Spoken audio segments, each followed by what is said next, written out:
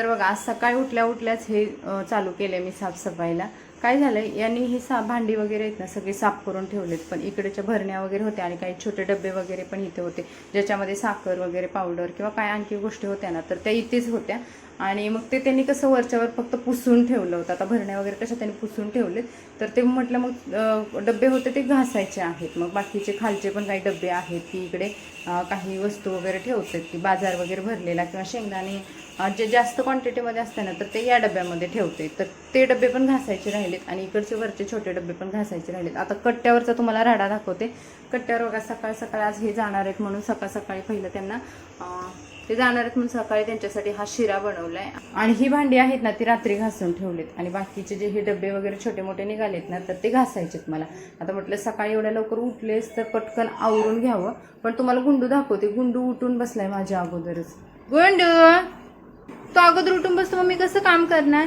या या त्यांना. आणि हिला उठलं का पहिले किचनमध्ये यायचं असतं. या तर पहिले साफसफाई करून घेते पटापट. बघा भांडी वगैरे घासून घेते, डबेच फक्त घासायचे राहिले. तर चला साफसफाईला आता सुरुवात करते. मी येण्या अगोदरच माझ्या मिस्टरांनी जे रोजच्या वापरातली भांडी वगैरे आहेत ना ती छान क्लीन करून ठेवली होती. बिछाना वगैरे मशीनला धुवून ठेवला होता. बाकीच्या छोट्या मोठ्या गोष्टी आहेत, लादी वगैरे पुसून ठेवली होती. पण माणसांच्या साफसफाईमध्ये आणि बायकांच्या साफसफाईमध्ये थोडाफार कचरा होईना फरक असतो. आणि त्यामुळे मग मला कसं वाटत होतं की आल्यानंतर त्यांनी जी भांडी धुवून ठेवली होती ना चांगली स्वच्छ घासून वगैरे, ती फक्त मी धुवून घेतली. आणि जी बाकीची भांडी होती जसं की डबे वगैरे होते ज्याच्यामध्ये थोडा थोडा उरलेला बाजार वगैरे होता, तर ते त्यांनी तसंच ठेवलं होतं. मग त्यातले जर काही साफसफाई केली. तर हे 2 डबे त्यांना मिळाले, तर ते पण आता फोडून घेते तर वापरायला होतात.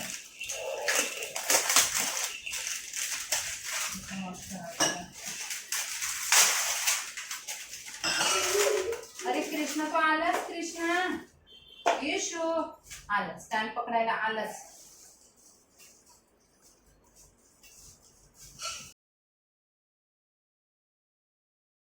त्यानंतर हे डबे वगैरे क्लीन करायला घेतले, कारण त्याच्यामध्ये मला बाजार भरायचा होता. आता बाजार पहिला जो होता जेव्हा मी गावाला गेले होते तर तेव्हा तो बाजार पूर्ण संपला होता आणि अगदी थोडं काही गोष्टी आहेत ते उरल्या होत्या आणि त्यामुळे ते डबे साफ करायचे त्यांचे राहिले होते. मग हे सर्व वस्तू काढून वगैरे ठेवल्या आणि म्हटलं आता चला गॅलरीमध्ये बसूनच हे सर्व क्लीन करावं लागणार होतं, कारण आमचं किचन एवढं छोटं आहे ना, इथे बसून भांडी वगैरे मोठी घासणं पॉसिबलच होत नाही. रोजच्या वापरातली भांडी वगैरे होऊ शकतात आणि गॅलरी एवढी मोठी आहे की तिथे स्वच्छ मस्त आरामात बसून भांडी पण घासणं होतं आणि शिवाय हवेशीर पटकन सुकून पण जातात. आणि त्यानंतर मग मला लगेच त्याच्यामध्ये बाजार पण भरायचा होता. तर मग मी हे सर्व डबे एकत्र वगैरे केले आणि साफसफाईला बसले. आता साफसफाई म्हटलं तर थोडी म्हटलं तरी सुद्धा मला बराच वेळ साफसफाई करण्यासाठी केला, कारण आम्ही अगदीच काठावरती आल्यामुळे ना मला या गोष्टींचा सर्व सामना करावा लागत होता. शिवाय शनायाचा पण स्टडी खूप पेंडिंग राहिला होता. आम्ही आलो की लगेच शनायाची स्कूल पण चालू झाली होती. त्यामुळे या सर्व गोष्टींचं एकाच वेळेस मला बर्डन आल्यासारखं झालं होतं. त्यामुळे मग ह्या आराम वगैरे न करता, कारण प्रवास वगैरे करून आले होते, थकून आले होते, तरी आराम वगैरे न करता मी माझी जी साफसफाई आहे किंवा जे काही छोट्या गोष्टी आहेत ते सर्व करायला चालू केलं होतं. कारण मला परत माझ्या रुटीनमध्ये ना लवकर जे माझं पहिलं जसं रुटीन होतं ना तसंच मला हवं होतं. त्याच्यामध्ये जास्त वेळ लावून जास्त एक्सटेंड करायला मला बिलकुलच आवडत नव्हतं आणि त्यामुळे मग मी या सर्व गोष्टी पटापट करायला घेतल्या. डबे वगैरे थोडेसे घाण झाले होते, कारण 2 महिन्यापासून ते तसेच होते आणि आमच्या किचनची जी गॅलरी आहे ना तिथून बऱ्या प्रमाणात हवा वगैरे येते प्रेशरने, त्यामुळे थोडेसे धूळ वगैरे जमा झाली होती. तर हे सर्व क्लीन करायला घेतलं आणि गॅलरी ऐसपैस असल्यामुळे मला इथे बसून ना व्यवस्थित इशिकाला सांभाळत करायला बरं पडत होतं. तर अशा पद्धतीने मी माझी साफसफाई ठेवलेली आहे. आणि गावावरून काय आणलं चला बघूयात. तर गावावरून काही वस्तू घेऊन आली होती मी आणि म्हटलं तुमच्यासोबत शेअर करावं काय काय आणलेलं आहे. माहेरवरून काय आणले, सासरवरून काय आणले, तर ह्या गोष्टी तुम्हाला दाखवणार आहे. आता आणल्यापासून इथंच ठेवले, आल्यावर मग म्हटलं त्याला व्यवस्थित करून ठेवावं. पण काय झालं की टाइमच भेटला नाही, कारण आल्यापासून धावपळ, थोडी साफसफाई वगैरे हेच चाललं होतं. मग म्हटलं आज तुमच्यासोबत ते पण गोष्टी काय काय आणले ते शेअर करावं, कारण गावचं ते गावचं असतं आणि गावचं इतके नॅचरली असतं खाणं पिणं. तर या पिशवीमध्ये माहेरवरून आलेलं साहित्य आहे. आता याच्यामध्ये एवढा बॉक्स मोठा, त्याच्यामुळे ही पिशवी खरं मोठी झाली. आता ह्याच्यामध्ये ही बॉक्स दिला होता. आता बॉक्स मध्ये काय दाखवते तुम्हाला. तर बॉक्स मध्ये बघा तुम्ही, या आहेत मी आणलेल्या पापड्या, म्हणजे ना ज्वारीच्या जे भातोड्या आहेत आपण बोलतो, तर ह्या भातोड्या आहेत. आता बऱ्याच मैत्रिणींना ज्यांनी गावाकडचे ब्लॉग पूर्ण बघितलेले आहेत ना तर त्यांना माहिती आहे, कारण त्यांच्यासोबत मी पूर्ण भातोड्याची रेसिपी शेअर केली होती. आता हे भातोड्या बघा तुम्ही, ज्या इतक्या मस्त झालेत ना आणि इतक्या पांढऱ्या शुभ्र मस्त झालेले भातोडे आहेत. तर मग आई काय बोलली की हे भातोडे आहेत ना तर ते इकडे तिकडे पिशवीमध्ये वगैरे दिल्या तर ते फुटतील आणि मग त्याचा चुरा होईल पूर्ण, म्हणून आईने याच्यामध्ये काय केलं, एक बॉक्स घेतला, त्याच्यामध्ये पेपर टाकून मग या सर्व भातोड्या आहेत ते त्याच्यामध्ये दिलेले आहेत. त्यामुळे ह्या भातोड्या ॲज इट इज आलेल्या आहेत. तुम्ही बघा एवढ्या ठिक्यामध्ये आणल्या, डिक्कीमध्ये आणल्या होत्या ट्रॅव्हल्सच्या, तर एकही भातोडी तुटलेली नाही. इतक्या सेट मध्ये आलेत ना ह्या भातोड्या, तुम्ही बघा कुठेच भातोडी तुटलेली नाही आपली. त्यामुळे हे असं टेक्निक असतंय ना, तर हे आईचं डोकं होतं, मला काय माहिती नव्हतं, मी अशी म्हणत होते प्लास्टिकच्या पिशवीचे. याच्यामध्ये भातोड्या आहेत. त्यानंतर याच्यामध्ये अंडी आहेत बघा. आई नेहमीप्रमाणे मी तुम्हाला दाखवले की अंडी देताना ना आई ह्याच्यामध्ये, मी रात्री पण 2 अंडी केली होती, तर आई देताना नेहमी अशा भरड्यामध्ये देते. आता हा मक्याचा भरडा आहे, जनावरांसाठी केलेला असतो गावाला, तर त्या भरड्यामध्ये ही अंडी ना अशी रुतवून देते. त्यामुळे तुम्ही बघाल अंड अजिबात हालत नाही. जेव्हा हे असं रुतून बसतं ना पिठामध्ये तर ते अंड हालत नाही, त्यामुळे अंडी फुटत नाही. ह्यातलं एक सुद्धा अंड फुटलेलं नाही बघा. म्हणून आता मला हे काढून ठेवायचे अंडी. बघा ॲज इट इज अंडे कशीच अजिबात हालत नाही आणि ह्याच्या पूर्ण खालीपर्यंत हा भरडा भरलेला असतो, त्यामुळे अंडी फुटत नाहीयेत. येशू हे अंडी पण दिलेत आईनं आणि त्याच्यावरती प्लास्टिकचा कव्हर लावला जेणेकरून झाकण आहे ना ते लूज होऊ नये. येशू त्यानंतर याच्यामध्ये दिलेलं आहे तूप दिलंय बघा. हे गावचं देशी म्हशीचं तूप आहे आणि हे साधारणतः अर्धा किलो तूप आहे. आणि हे पण गावच्या म्हशी आमच्या शेजारच्या काकींकडून आणलं होतं हे तूप, कारण आईकडे नाहीये, कारण म्हैस वगैरे आता दूधच निघत नाही, त्यामुळे तूपच नाहीये. तर हे विकत आईने घेऊन हे तूप दिले, कारण इशिका पण खाते. आता इशिकासाठी स्मिताने दिलेलं देशी गाईचं तूप आहे, पण शनायाचे पप्पा वगैरे खातो, त्यामुळे आणि इथलं तूप कसं पिवळसर दिसतं आणि गावचं तूप तुम्ही बघाल असं पांढरं मस्त लालसर असं दिसतं. तर हे आहे तूप पण, हे पण मला व्यवस्थित ठेवायचं आहे. त्यानंतर दिले की त्यानंतर थोड्याशा शेंगा दिल्या होत्या बघा आणि त्याच्यामध्ये 2 वांगी पण दिली. आता आमच्या रानामध्ये वांगी होती, पण आता ह्या वेळेस उन्हाळ्यामुळे ते वांगी नाही, तर तिला विकत आणलं होतं माझ्या वडिलांनी बाजारातून.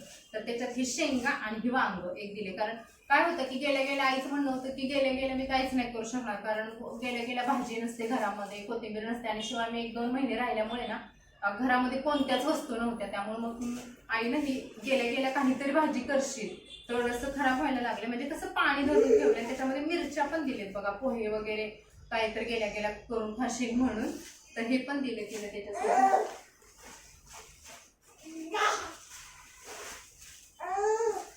याच्यामध्ये दिले गव्हाचं पीठ दिले, कारण आता मी गावी गेल्यामुळे दळण वगैरे दळण होतं आणि जे पण थोडंफार पीठ होतं, थोडंसंच होतं, मला वाटीवर वगैरे असेल तर ते खराब होते ना. 1-2 महिन्या जर ठेवलं तर पीठ विरी जातं बोलतात, तर तसं झालेलं होतं. मग येताना आईनं काय बोलली की गेल्या तुला नाही होणार की गव्हाचं पीठ आणि ज्वारीचं पीठ घेऊन बाजरीचं पीठ, तर हे गव्हाचं एवढं पीठ दिले, साधारणतः 2-4 दिवसाचं पीठ दिले. हे बघा गव्हाचं पीठ दिले आणि त्याच्यासोबतीनं बाजरीचं पण पीठ दिले, म्हणजे संध्याकाळच्या भाकरी पण करायला होईल. कधी लाईट गेलेली असते, आता पावसाचे दिवस आहेत त्यामुळे चक्की बंद होऊ शकते किंवा मला आल्याला जमणार नाही, म्हणून आईने ही 2 गोष्टींची सोय केली.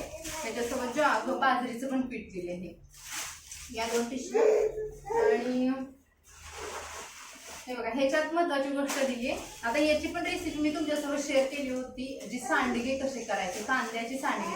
त्याच्यामध्ये तुम्ही बघितलं असेल की ते सांडगे इतके छान लागतात ना, अगदी भजी खाल्ल्यासारखे सांडगे लागतात, कांद्याचे सांडगे बघा.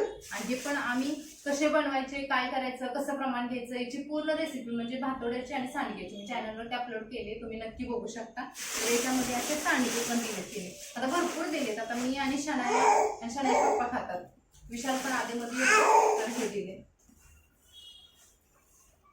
त्याच्यासोबत इथे हा मसाला दिलाय बघा, गावाकडचा जो आपला म्हणतात ना कांदा लसणाचा जो मसाला असतो ना, खोबरं वगैरे, ह्याच्यात तर भरपूर काय टाकते, म्हणजे अगदी ते दगडी फुलं बिलं काय असतात मला पण ऍक्च्युअली माहिती नाही, कारण भरपूर साहित्य असतं एवढं माहिती. आणि मसाला इतका छान होतो, ह्याचा वास सुगंध एवढा छान येतो भाजीचा, म्हणजे अगदी भाजी खाल्ली तर ना साधारणतः 2-3 तास तरी हाताचा वास निघत नाहीये त्या चटणीचा, मसाल्याचा, एवढा छान वास येतो. आणि हे पण दिले. तर हे माझ्या आलं होतं माहेरवरून आणि त्याच्यासोबत 2 आंबे पण दिले होते, जे आम्ही अगोदरच खाऊन टाकले.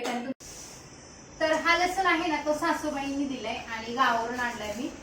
याच्या 2 पेंड्या दिलेत. आता हा लसूण आमच्या शेतातला आहे, घराच्या बाजूला जी शेती मी तुम्हाला दाखवलेली व्हिडिओमध्ये, तर तेव्हा मी तुम्हाला दाखवलेलं बघा, इथे लसूण कांदे वगैरे लावलेले आहेत. तर हा देशी लसूण आहे. याच्या ज्या काड्या असतात ना, की जे गड्डे असतात ना, सॉरी, तर ते असे छोटे असतात आणि त्याच्या ज्या आतमध्ये लसूण सोडल्यानंतर ज्या पाकळ्या निघतात तर त्या पण छोट्या असतात.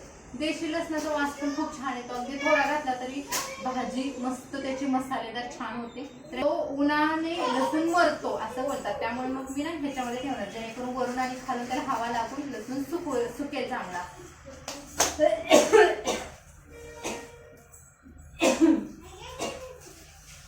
त्याच्यासोबत त्यांनी कांदे पण दिलेत बघा, आणि हा आमच्या घरचा कांदा आहे. किती छान कांदे आहेत. हे 5 महिन्याचे वगैरे कांदे असतात ना, तर ते खायला खूप चांगले लागतात. थोडासा तिखट असतो हा कांदा, पण खायला खूप चविष्ट चांगला लागतो. आणि याची साईज पण बघायला एकसारखेच वाटतंय जवळपास हे सर्व कांदे. तर हे पूर्ण पिशवी ना कांदे भरून दिलेत त्यांनी. हे पण गावच्या आमच्या घराच्या बाजूला लावले होते कांदे, ते पण सासूबाईंनीच दिलेत. हे 2 लसूण आणि कांदे. याच्यामध्ये दिले ज्वारी. तर ही मोठंच ठीक आहे.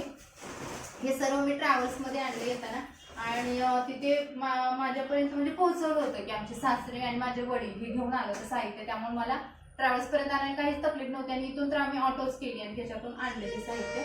तर हे बघा, ही ज्वारी आहे. ही गावची आणि घरची ज्वारी आहे, ज्याला कोणतंही केमिकल नाही, कोणती फवारणी वगैरे नसते, आणि ही अगदी शुद्ध. आता मला जवळपास ना, मी तुम्हाला सांगते, जवळपास म्हणजे 7-8 वर्ष तर झाली मी ज्वारी गहू वगैरे घेतलेले नाही. यावेळेस सासूबाईंकडून आले ते ज्वारी आणि गहू, आणि नाहीतर आई वगैरे पण प्रत्येक वेळेस देते. आणि याच्यामध्ये गहू आहेत. आता हे बघा, हे एवढं मोठं ठीक आहे ना, त्याच्यामध्ये गहू आहे.